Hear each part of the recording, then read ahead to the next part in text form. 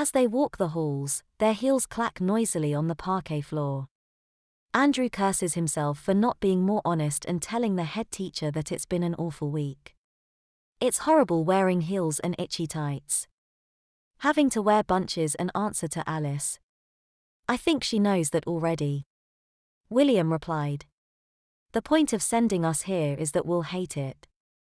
Yeah, I know. Andrew said. The annoying thing is.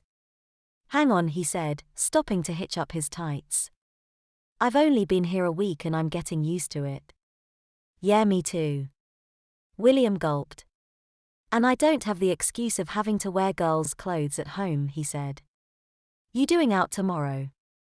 Dressing as a girl, I guess. Andrew grumbled. Which means I won't be going anywhere, he added. I might come round if that's okay. William suggested. I'd rather you didn't. Andrew replied, stating his reasoning. William pointed out the obvious flaw in his logic, that being he dresses as a girl at school anyway, so it'll be no surprise to see him dressed as a girl at home. Yeah, but Mum makes me wear really girly dresses. And makeup too. I don't mind. William replied. And I won't tell anyone if that's what you're worried about. They boarded the minibus and were soon delivered to their respective homes.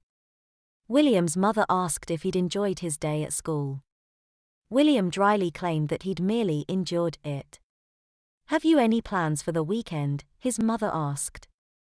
Well, I was gonna go round to Andrew's tomorrow, but he didn't seem very keen. William replied. Why not? His mother quizzed. You haven't fallen out, have you? No.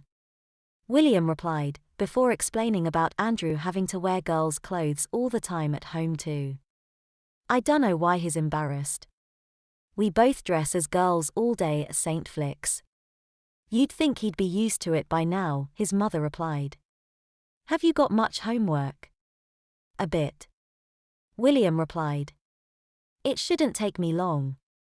Don't forget you've got to practice your ballet too, his mother reminded him. William groaned. He had forgotten about that. Early on Saturday afternoon, William rides round to Andrew's house and knocks on the door. Hello, Mrs. Smith.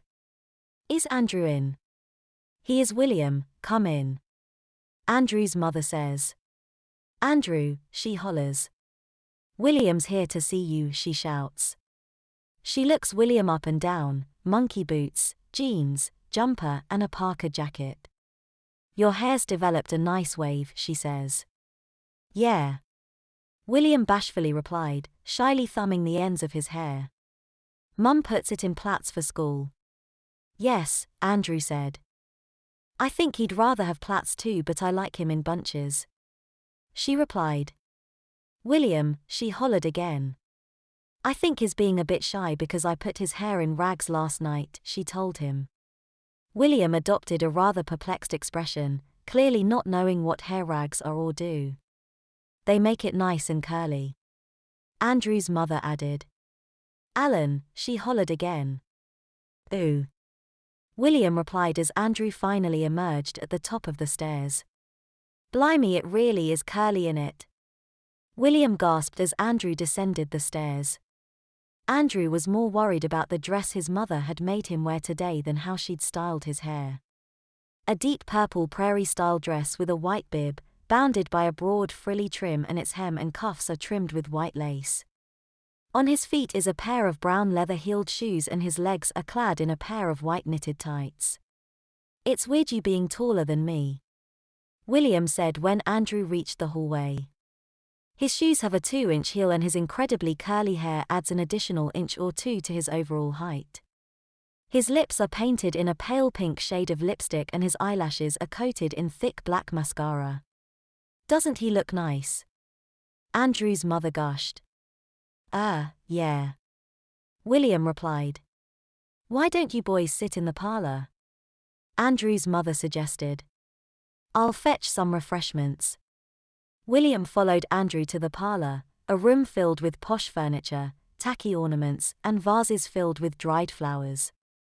Unlike the sitting room, the parlor is seldom used. William perches on the sofa whilst Andrew sits on an armchair. He gulps before telling William in no uncertain terms that his dress was his mother's choice, not his. "Yeah, I gathered that," William replied. "She doesn't make you go out, does she?" "No. Thank God," Andrew replied. "I do have some boyish stuff that I could go out in, but even that's a bit too girly," he frowned.